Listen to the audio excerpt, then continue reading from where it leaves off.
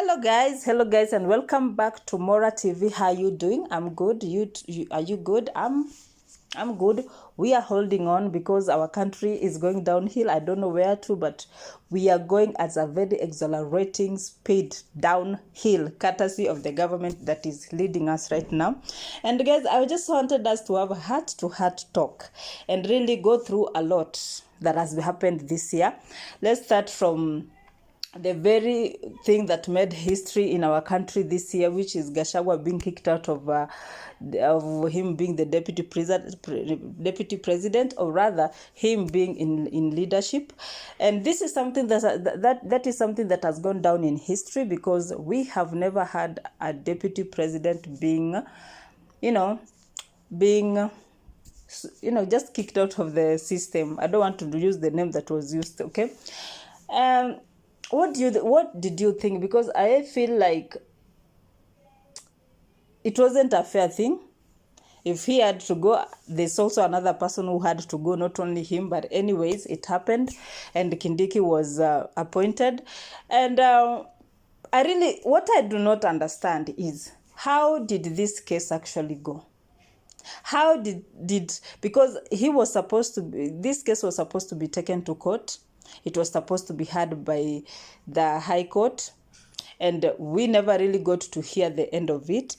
And kidogo Kindiki is being sworn, and like, this country is just too much. This country, we cannot even count on the judiciary.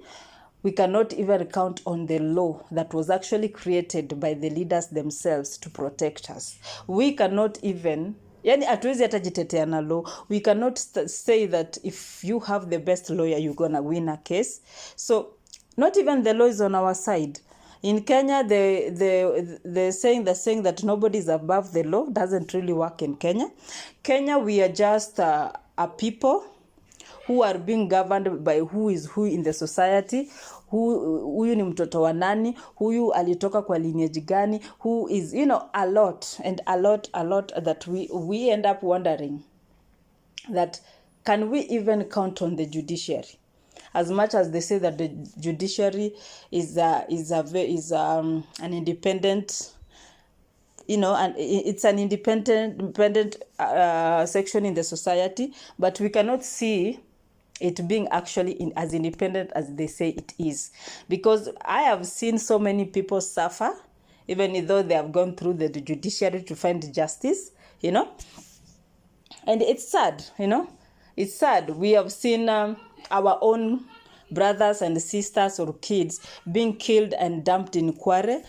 Up until today, we really do not know. Hatujui ni akina nani yao, because I'm wondering, kwani hawa watu hawakukuwa na wazazi ama wakuwauliza where is so and so that we can at least know which body belonged to who, which family, like this body belongs to which kin. Paka wa leo, nobody really know who those people were and where they were taken after being retrieved from that dump site. It's a very, very sorry state. It's a very sad state. Kenya is a crime scene, and it is lethal. Coming to the person who was killed, the woman who was killed and killed, or his bones or meat or flesh was boiled, and his other remains, which was the bones, found near Langata Cemetery. I mean, it's lethal, guys. It's lethal. I don't really know if we have reached a point, if we can actually boil a body. Kwani imefika mali tunakula watu? Because guys, ukisha uliboil na nini kwanza? Where did you get the guts? Like, who are you? Because I saw a guy who, I will post the face here, saying that this person, it said that this is the person who actually committed that murder.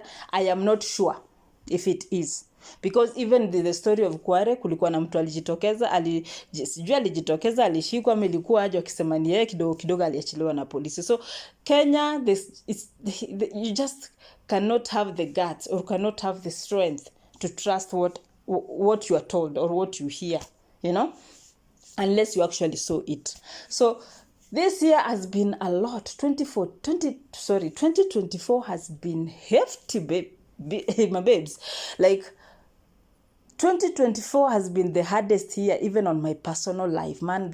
This year was just effed up, you know.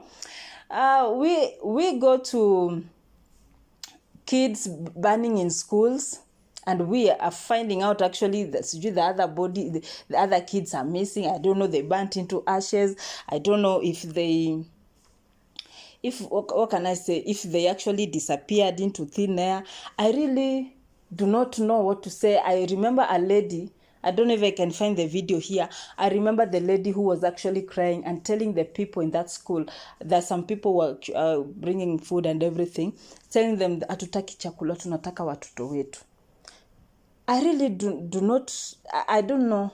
If you are a parent, you really understand that it is not an easy thing. And if also you are a parent who has never lost a child, you will not understand. So I cannot sit here and say I know what it feels like.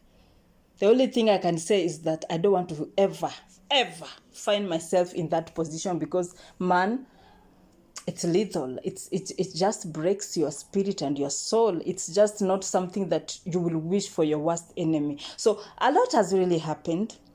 A lot has happened, and people are just being killed left, right. Our kids, our sisters, our brothers were killed during the Manamano. We have seen we've seen the extrajudicial killings and nothing really happening.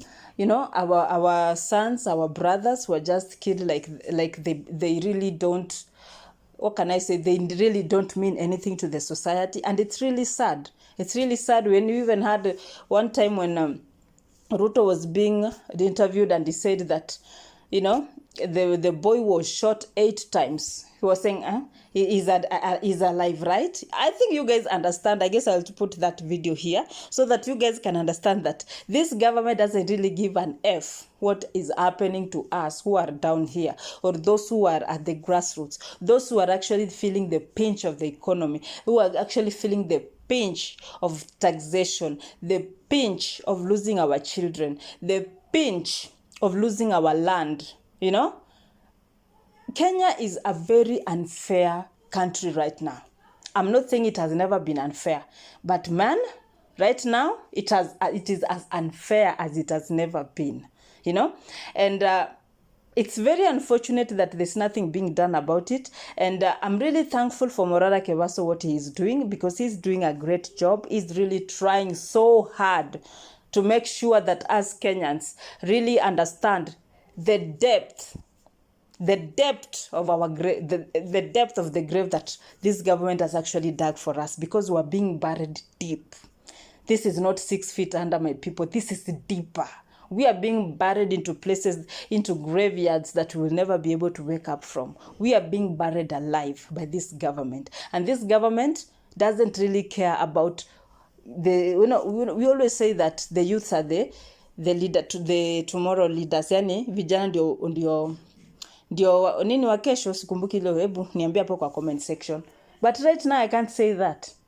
I cannot say that, because the government itself is killing our boys, our girls, our sisters, our brothers, and we really wonder, hii kesho itasimamiwa na nani, na hii kesho itakaa aje? Because this government is taking everything from us. We are reaching a point whereby we cannot talk about the future, because nothing is left for the future. The future is so faded. You know, the future is so blur. It's so blurred. We cannot see clearly. We cannot even see what will happen to our kids when they finally finish school. Right now, only talent can nurture you. You cannot even brag of you going to a good university so that you can be able to have a good job. Even those who are universities are being hired by Juakali people, those who never went to school or left halfway, not because of their maybe lack of school fees, maybe lack of having parents. If your parents die early, the chances of your dreams dying early is also very, very, very possible. So guys, what do you think? Because I feel like this country is going downhill, and Ruto is taking us downhill in a very accelerating speed, and we are losing a lot. We used to say, oh, what were like the Western countries or the first world countries are the ones that are finishing us. No, we are finishing ourselves, especially the leaders wanatumaliza wenyewe, and it is a very sad state, a sorry state for us. We are here trying to, nowadays you cannot even say you're saving, because you do not even have food to eat. You do not have the, what can I call it, the capacity of saving, because you are living from hand to mouth. We are on survival mode, when our leaders are actually buying houses abroad, buying houses in Dubai and other places, keeping overseas bank accounts, when we cannot even keep an M-Pesa account. What is actually happening to us is, sorry, we are really trying to, I don't know what we can do. We elect leaders, then those leaders come back to eat us up, because right now we are eaten up. This our carcasses talking. We are a sorry state. We are a sorry country. A country that is on its knees, and we are really praying that God comes down earlier, because ashuke tu, asitume mtu. May God not send any angel to come to us. We just need God himself to come and salvage us, because it is bad.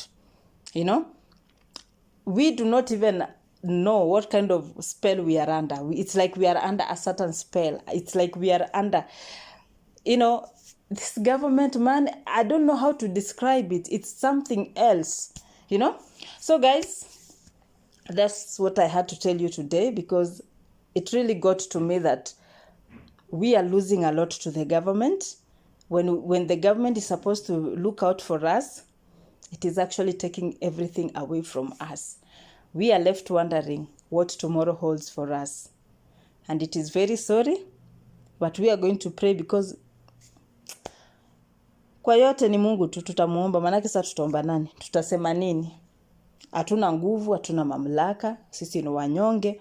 Tumepatia wakubwa wetu, ama tumepatia wale ambao tuliwachagua tukaenda waende pale mbele, watusimamie, watu represent, waambie wale kaunti fulani na shida fulani, mbona munipatie pesa niende niweze kushughulika jambo fulani. Wakipewa pesa haya waenda kukula wenyewe.